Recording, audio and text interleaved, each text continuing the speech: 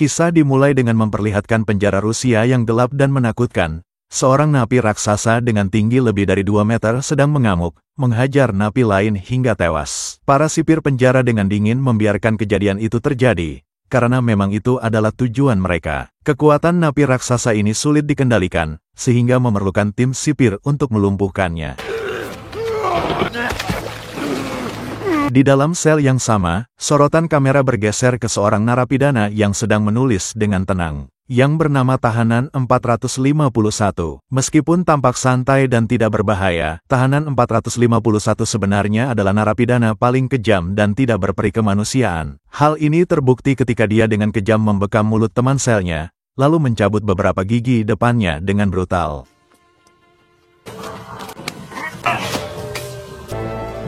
Kisah ini berfokus pada Kyle, seorang pria asal Amerika yang telah menemukan karirnya di salah satu pabrik di Rusia. Istrinya telah merasa bosan dan ingin mengajak Kyle untuk berlibur ke pantai, bahkan hampir 1 minggu membujuk Kyle untuk jalan-jalan. Namun Kyle menolak ajakan istrinya tersebut karena komitmen yang kuat terhadap pekerjaannya. Karena bagi Kyle waktu adalah sesuatu yang sangat berharga.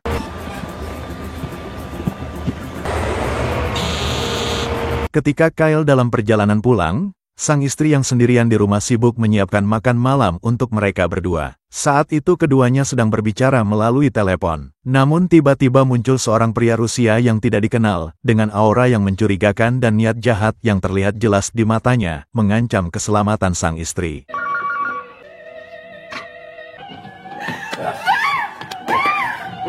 Ternyata, pria Rusia itu memang berniat jahat. Dia masuk ke dalam rumah dan mencoba melakukan kekerasan terhadap istri Kyle. Ketika sang istri berusaha melawan, pria itu menjadi semakin agresif dan mengakhiri hidupnya dengan cara yang tragis. Mendengar istrinya dalam bahaya, Kyle langsung menginjak gas dan mengemudi dengan cepat, hampir saja terlibat dalam kecelakaan. Setelah tiba di rumah, Kyle disambut dengan pemandangan yang menyakitkan hati, karena istrinya terbaring dan tergeletak dalam posisi yang mengenaskan. Kemarahan dan kesedihan menghantam hati Kyle, yang tidak bisa menerima kenyataan bahwa istrinya telah meninggal. Dengan tekad bulat, Kyle pun mengejar si pelaku ke dalam kendaraan umum, tidak peduli dengan risiko yang mengancam. Meskipun tidak terlatih dalam berkelahi, Kyle mencoba melawan si pelaku, meskipun si pelaku mengancamnya dengan pisau lipatnya yang tajam. Kekecewaan Kyle semakin bertambah ketika polisi yang tiba di tempat kejadian justru menangkapnya, bukan si pelaku. Kasus ini pun langsung dibawa ke pengadilan, di mana si pelaku yang berasal dari keluarga kaya dan berpengaruh pun berhasil memanfaatkan kekuasaannya untuk mempengaruhi hakim. Dengan alasan tidak adanya bukti yang kuat, si pelaku pun akhirnya dibebaskan dari tuduhan. Melihat pelaku yang telah merenggut nyawa orang yang paling dicintainya berjalan bebas dengan senyum lebar, Kyle merasa hatinya tercabik-cabik. Rasa sakit dan ketidakadilan itu membuatnya kehilangan kendali. Daripada melihat harga dirinya diinjak-injak dan keadilan hanya menjadi mainan orang berkuasa, Kyle pun nekat merebut senjata dari petugas pengadilan dan menembak si pelaku tepat di depan semua orang. Dalam sebuah tindakan yang penuh dengan emosi dan keputusasaan. Akibat tindakannya, Kyle pun dijatuhi hukuman seumur hidup tanpa kemungkinan bebas bersyarat. Ia dipenjara di penjara Kravavi, sebuah lembaga pemasyarakatan yang terkenal sebagai penjara paling ketat dan kejam di Rusia. Di tempat tersebut, Kyle akan menghadapi penderitaan yang baru, yang akan menguji batasan fisik dan mentalnya.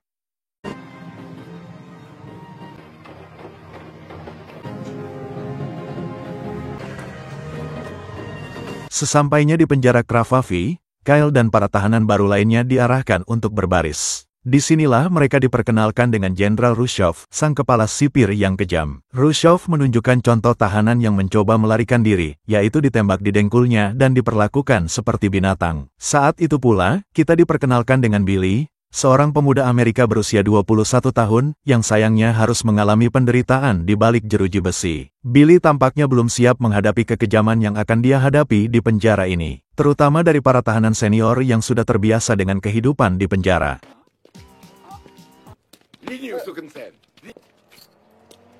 Di sini Kyle dan para tahanan baru diwajibkan menyerahkan semua barang berharga mereka kepada si penjaga. Saat itu seorang kepala penjaga yang kejam meminta Kyle melepaskan cincin kawinnya. Namun Kyle mendapat pukulan karena menolak permintaan itu dengan tegas, karena cincin tersebut merupakan simbol cintanya yang sangat berharga. Setelah mengalami perlakuan tidak menyenangkan dari kepala penjaga, Kyle kemudian diarahkan ke ruang kerapihan. Karena rambutnya masih pendek, Kyle tidak perlu bercukur. Namun tidak demikian dengan Billy, yang memiliki rambut gondrong. Sehingga si penjaga pun langsung mencukur abis rambutnya Billy. Sebelum dimasukkan ke dalam sel mereka masing-masing, para tahanan baru diwajibkan menghabiskan malam pertama mereka di dalam satu ruangan besar. Di sana Kyle melihat sesuatu yang membuat hatinya terasa sakit, yaitu cincin kawinnya dipakai oleh kepala penjaga. Kyle merasa tidak berdaya dan tidak bisa berbuat apa-apa untuk mengambil kembali cincin tersebut. Namun ia berhasil menyelundupkan foto istrinya ke dalam selnya, yang menjadi pengingat bahwa tempatnya bukanlah di penjara ini. Di keheningan malam Kyle tiba-tiba terbangun karena berisik. Hal itu ternyata si penjaga yang sedang membawa si Billy ke tempat sesuatu. Dan sungguh kasihannya nasib Billy ketika dirinya harus menjadi boneka pelampiasan, ketika si kepala penjaga menjualnya kepada salah satu tahanan senior bernama Andre, untuk dijadikannya pelampiasan Andre yang tak mempunyai hati belas kasihan. Keesokan paginya, para tahanan berkerumun di kamar mandi, berlomba-lomba untuk mendapatkan giliran membersihkan diri. Kyle yang masih belum terbiasa dengan kehidupan di penjara, terlihat kebingungan di tengah-tengah kerumunan itu. Namun ia tetap bersabar dan mengalah, mencoba untuk tidak terlalu peduli dengan semua yang terjadi di sekitarnya. Ia hanya ingin bertahan hidup dan melewati hari-hari sulit di penjara. Ketika Andre keluar dari kamar sel, meninggalkan Billy yang kondisinya sudah memprihatinkan, Andre menunjukkan wajahnya yang tidak berperasaan. Ia kemudian menatap Kyle dengan mata yang dingin, seolah-olah mengingatkan Kyle tentang apa yang akan terjadi jika ia tidak taat. Dan inilah yang terjadi. Akibat amarahnya yang tidak terkendali, Kyle dipenjara di ruang isolasi yang terletak di bawah tanah, tepat di atas jalur pembuangan. Suasana di ruangan itu sangat tidak nyaman, dengan bau kotoran menyengat yang tidak pernah berhenti. Kyle harus bersabar dan menutup hidungnya untuk menghindari bau busuk yang membuat perutnya mual. Ia tidak bisa membayangkan bahwa ia harus menghabiskan waktu di tempat yang sangat tidak manusiawi ini.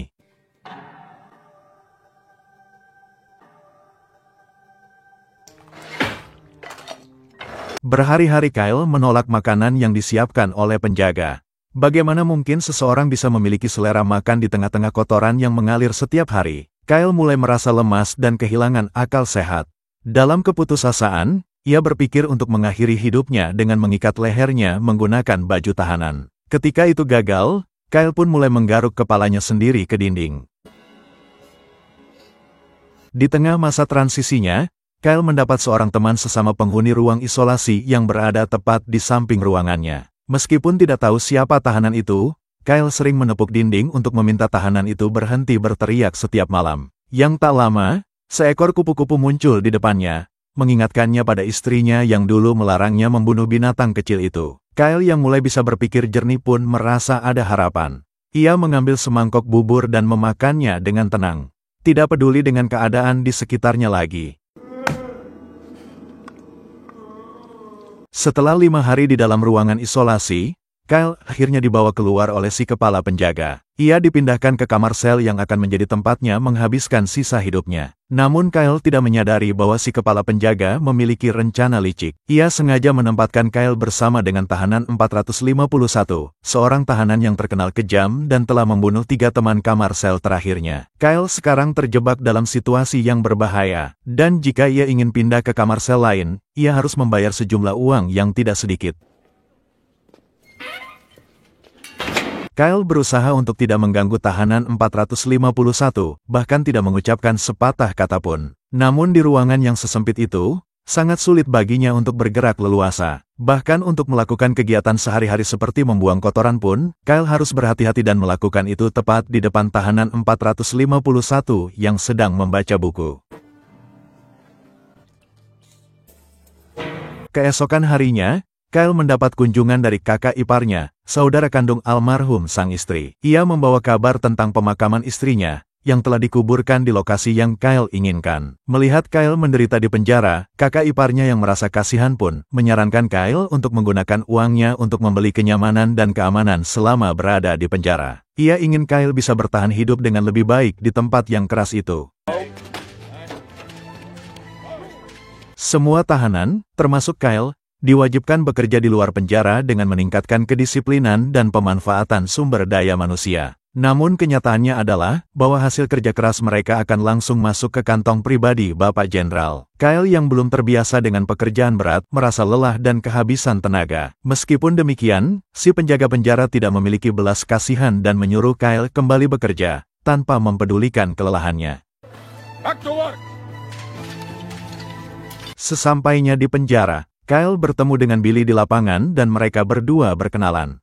Billy langsung berterima kasih kepada Kyle karena telah menamparkan Andre sebelumnya.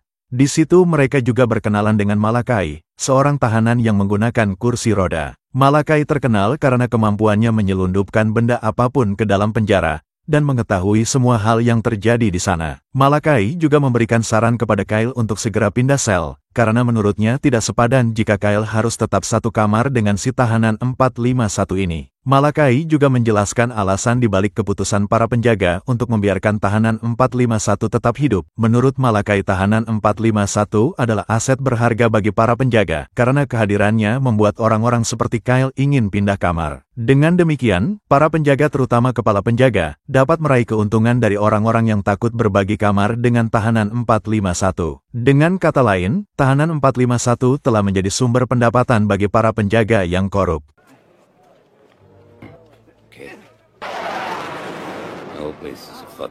Malam itu, Kyle kembali memandangi foto istri tercintanya, dan kenangan itu membayanginya hingga ke dalam mimpi. Namun mimpi itu berubah menjadi mimpi buruk yang menghantui Kyle, membuatnya mengeluarkan suara berisik dan gelisah. Keesokan harinya, di ruang makan Kyle duduk bersama para tahanan yang lemah dan tak berdaya, seperti Malakai, Billy, dan Junior. Namun ketika Andre muncul, dia kembali menunjukkan sikapnya yang sombong dan tidak berperasaan. Dengan seenaknya Andre menepak kepala Kyle dan meludahi makanan yang sedang Kyle makan. Hal itu jelas membuat Kyle merasa terhina. Selama jam istirahat, sebuah acara misterius bernama Sparka digelar. Acara ini merupakan sebuah duel brutal, mirip dengan Fight Club, yang diselenggarakan oleh Jenderal. Tujuannya adalah untuk memaksa tahanan saling bertarung satu lawan satu, dengan taruhan uang sebagai motivasi utama. Jenderal dan teman-temannya termasuk pejabat-pejabat tinggi, akan melakukan judi dan menaruhkan uang mereka pada petarung favorit mereka. Dan saat ini Andre dianggap sebagai petarung paling tangguh, sehingga Jenderal memasang semua taruhannya pada dia. Billy yang sadar bahwa dia akan menjadi hadiah kemenangan untuk Andre, merasa tidak ikhlas dan memutuskan untuk melawan. Diam-diam ia menajamkan ujung sikat gigi menjadi senjata. Namun rencananya gagal setelah Andre menyadari apa yang sedang dilakukan Billy. Dengan cepat Andre mengambil tindakan dan menusuk Billy di bagian perut. Keesokan paginya, Kyle kembali menjadi sasaran empuk kelompok Andre. Karena salah satu anggotanya mendorong Kyle dan menuduhnya tidak hormat, padahal Kyle hanya ingin bekerja dengan damai. Penjaga yang berpihak pada kelompok tersebut membiarkan mereka menyelesaikan urusan mereka, sehingga Kyle menjadi korban permainan dan perpeloncoan yang kejam.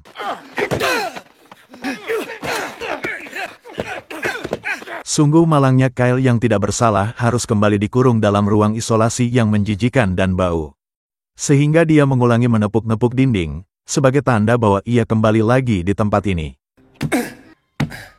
2 minggu berlalu di dalam ruang isolasi, Kyle akhirnya berhasil membangun hubungan dengan tahanan di sebelahnya. Meskipun mereka hanya berkomunikasi melalui tepukan dinding, Kyle merasa telah menemukan seorang teman. Namun dia tidak pernah membayangkan bahwa temannya itu sebenarnya adalah tahanan raksasa yang menakutkan, dengan tinggi lebih dari 2 meter, yang pernah kita lihat di awal film tadi. Hari pertama setelah keluar dari ruang isolasi, Kyle kembali dihadang oleh Andre yang licik. Andre mengeluarkan kata-kata kasar dan mencoba memprovokasi Kyle. Namun Kyle tidak terpancing dan langsung masuk ke kamar selnya. Kyle pun dibuat ketegangan saat menemukan sebuah buku milik tahanan 451 dan memutuskan untuk membacanya. Saat jam makan siang, Andre kembali mengganggu Kyle yang sedang makan dengan tenang. Kesabaran Kyle terus dipancing, dan akhirnya dia tidak bisa menahan emosi lagi. Dengan mental yang masih belum stabil, Kyle meledak dan memukul Andre dengan keras, membuatnya terjatuh. Alhasil Kyle kembali harus dimasukkan ke dalam ruang isolasi. Saat Kyle menjalani hukumannya di ruang isolasi, sebuah insiden besar terjadi di luar. Mobil milik petugas penjara meledak setelah terkena ranjau darat, menciptakan kekacauan dan kesempatan bagi para tahanan untuk melarikan diri. Billy dan beberapa tahanan lainnya langsung memanfaatkan kesempatan itu untuk kabur. Bukannya meraih kebebasan, Billy justru ditangkap kembali oleh kepala penjaga yang semakin kejam. Billy dijadikan komoditas yang dijual kepada tahanan lain yang membutuhkannya, membuatnya semakin terpuruk. Sementara itu Kyle mulai menunjukkan tekad kuatnya.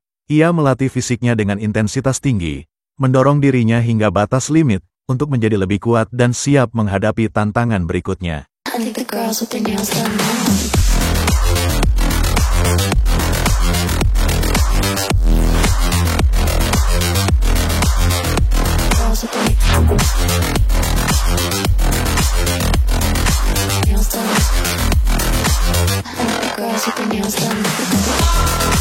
Merasa sudah siap, Kyle yang semakin jarang bicara harus berhadapan dengan Andre dalam pertarungan sengit. Namun karena Kyle belum terbiasa bertarung dan hanya mengandalkan kekuatan fisiknya, dia terkena pukulan berkali-kali. Andre memanfaatkan kelemahan Kyle, membuatnya terjatuh dan tak berdaya.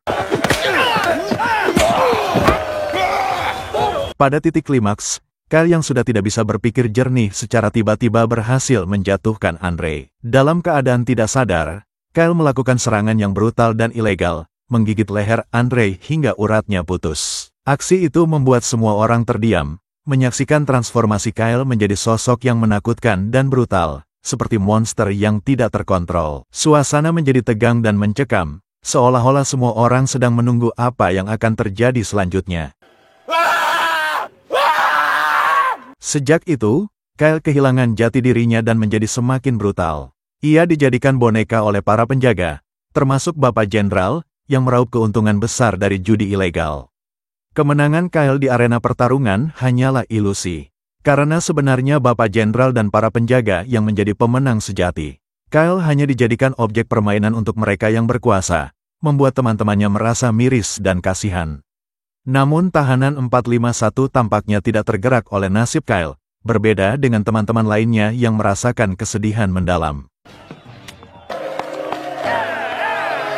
Setelah mencukur brewok dan rambut gondrongnya, Kyle tampak seperti orang baru. Saat itu tahanan 451 muncul dan menghampiri Kyle. Meskipun dikenal galak, tahanan 451 tidak menyerang Kyle dan entah apa penyebabnya, Kyle sampai detik ini masih belum dibasmi oleh si tahanan 451. Justru sebaliknya ia memberikan peringatan yang tegas, yaitu jangan kehilangan jati dirinya. Jangan biarkan para penjaga menguasai dirimu. Perkataan itu membuat Kyle terkejut dan merenungkan nasibnya.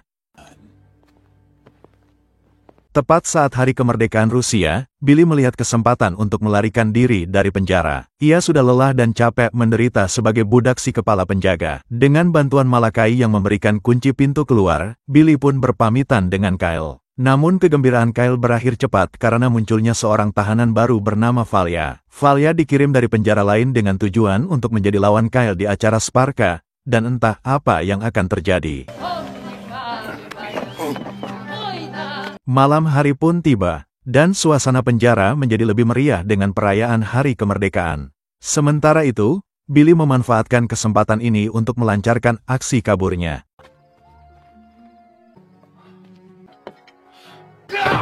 Malakai melakukan pengkhianatan yang keji kepada Billy dengan bekerja sama dengan kepala penjara. Motivasi di balik tindakannya adalah untuk mendapatkan obat yang dia butuhkan. Namun dia tidak menyadari bahwa tahanan 451 sedang mengawasinya dari kejauhan. Valya membuat debut pertarungannya di penjara dengan menghadapi lawan tangguh. Setelah berhasil memenangkan pertarungan, dia dihadiahi dengan hadiah spesial yang mengejutkan, yaitu Billy, yang dengan cepat menolak permintaan tersebut dan memberontak dengan penuh. Keesokan paginya, Billy ditemukan tergeletak dalam kondisi kritis. hasil dari kejamnya Valia semalaman. Kyle diizinkan masuk untuk memeriksa kondisi Billy, dan di detik-detik nafas terakhirnya, Billy dengan lemah menyampaikan pesan penting kepada Kyle, yaitu jangan pernah kehilangan dirimu sendiri, dan jangan biarkan mereka mengubahmu menjadi seseorang yang bukan dirimu lagi. Saat pertarungan puncak tiba, semua mata tertuju pada Kyle yang diharapkan akan menunjukkan kekuatan dan semangatnya. Namun yang terjadi justru sebaliknya. Kyle malah jongkok terdiam, menolak untuk melakukan perlawanan. Dia melakukan ini demi memenuhi janjinya kepada Billy, yang telah mengingatkannya untuk tidak kehilangan jati dirinya. Untuk memberikan pelajaran kepada Kyle, Jenderal memerintahkan kepala penjara untuk mengikatnya di tengah lapangan, di depan mata semua tahanan. Aksi ini langsung menarik perhatian semua orang di penjara, menciptakan suasana tegang dan menyeramkan. Sementara itu, mari kita menuju ke sebuah adegan yang mencekam. Malakai sedang menyerahkan sebuah botol berisi minyak tanah kepada tahanan 451, yang dengan dingin dan kejam berencana membakar Malakai hidup-hidup. Alasan keji ini adalah, karena Malakai telah mengkhianati teman sendiri. Malakai yang tidak pernah merasakan kebahagiaan dan kesenangan pun, kini tergantung pada rahmat tahanan 451, dan memohon agar dimaafkan dengan penuh ketakutan. Kembali pada Kyle, yang telah tergantung di tengah lapangan selama berhari-hari, terpapar kepanasan dan kehujanan. Namun tekad kuatnya tidak pernah pudar. Malahan kegigihan dan keberaniannya membuat semua geng di penjara merasa simpati dan terwakili olehnya. Kyle menjadi simbol perlawanan dan kebebasan, membuktikan bahwa menolak perintah para penguasa membutuhkan keberanian besar. Akhirnya semua geng di penjara sepakat untuk berdamai dan menolak melakukan pertarungan, mengikuti jejak Kyle yang telah membuktikan bahwa kekuatan sejati terletak pada keberanian dan keteguhan hati. I want the fight. Now! Fenomena ini merupakan yang pertama kalinya terjadi di penjara ini, membuat sang jenderal kebingungan. Dia menyadari bahwa jika Kyle dibunuh, dia akan menjadi martir yang berkorban demi keyakinannya, dan hal ini akan memicu gelombang perlawanan dari tahanan lainnya. Untuk mencegah hal ini, jenderal pun memutuskan untuk turun langsung dan berbicara di depan semua tahanan. Dengan nada tegas, dia mengumumkan bahwa dia akan melepaskan satu tahanan sebagai bentuk pengampunan, dengan harapan Kyle akan tergugah dan mau melakukan pertarungan. Dan ternyata tahanan yang dimaksud adalah seorang raksasa yang menakjubkan, dengan tinggi 2,1 meter dan berat 130 kg. Yang menarik adalah, tahanan ini ternyata teman lama Kyle, yang bersama-sama dikurung di ruang sel isolasi. Begitu melihat temannya, Kyle dengan cepat menepuk-nepuk dinding selnya, berusaha memberitahu si raksasa bahwa dia adalah temannya. Suara tepukan itu seolah menjadi kode rahasia yang hanya diketahui oleh mereka berdua. Semua orang terkejut ketika melihat Kyle begitu akrab dengan si raksasa. Yang lebih mengejutkan lagi, si raksasa itu justru membuat kepala penjaga menjadi ketakutan. Continue the fight. Namun tragedi pun terjadi. Si raksasa yang kuat itu akhirnya tewas setelah ditembaki beberapa kali. Kejadian ini menjadi pemicu kerusuhan besar di penjara. Beberapa pintu sel terbuka, memungkinkan tahanan untuk memberontak dan mencoba melarikan diri.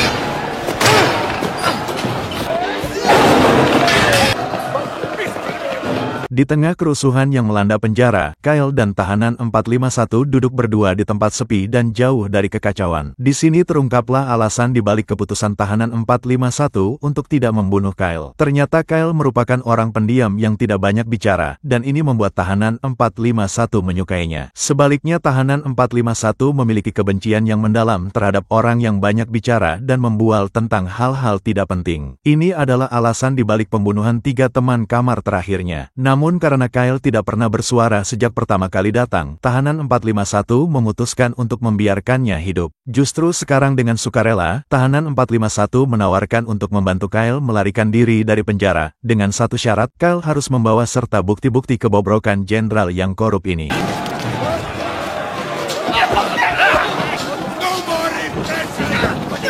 Keesokan paginya ketika kerusuhan telah mereda, tahanan 451 langsung membobol dinding yang tersembunyi. Di balik dinding itu terdapat kumpulan bukti kejahatan yang mengerikan yang telah terjadi di penjara itu. Tahanan 451 menjelaskan bahwa rencana pelarian mereka akan berhasil jika Kyle bersedia melakukan pertarungan terakhir melawan Valia, musuh yang paling berbahaya di penjara itu.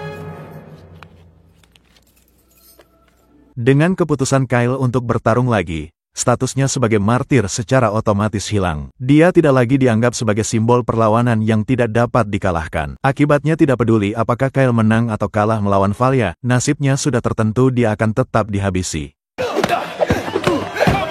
Pertarungan antara Kyle dan Valia berlangsung dengan sengit dan intens. Keduanya menunjukkan kehebatan dan kekuatan yang luar biasa, membuat pertarungan ini menjadi sangat seru. Namun tekad Kyle yang lebih kuat dan tidak tergoyahkan membuatnya berhasil mendapatkan kesempatan emas. Dengan satu gerakan yang cepat dan tepat, Kyle berhasil memecahkan lengan kanan si Valia. Valia yang tidak terima dikalahkan dengan mudah, melakukan tindakan curang dengan mengambil pisau dari dalam sepatunya. Namun dalam kepanikan Valia malah menikam bosnya sendiri, yang pernah menginjak harga diri Kyle. Kesempatan ini tidak disia-siakan oleh Kyle. Dengan marah dan dendam yang membara, Kyle melancarkan serangan terakhir yang khusus dipersembahkan untuk Billy. This is for Billy. Setelah pertarungan berakhir, kepala penjaga dengan cepat membawa Kyle menuju parkiran mobil tamu, tempat di mana Kyle akan menjalani hukuman mati. Eksekusi akan segera dilakukan.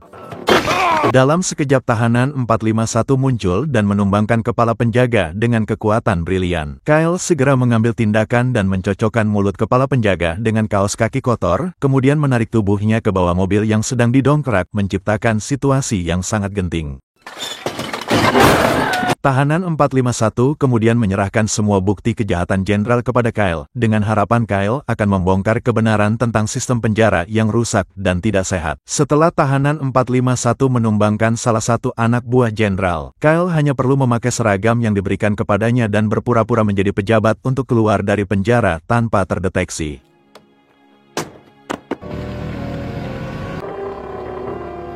Setelah Kyle berhasil melarikan diri, tahanan 451 menyusup ke dalam ruangan pribadi jenderal dengan gerakan yang halus dan mengerikan. Jenderal yang terkejut dan ketakutan serta banyak berbicara, tahanan 451 pun mendekatinya. Dengan tangan yang kuat dan kejam, tahanan 451 mencabut semua gigi jenderal, membuatnya tewas seketika dalam kesakitan yang mengerikan. Get out!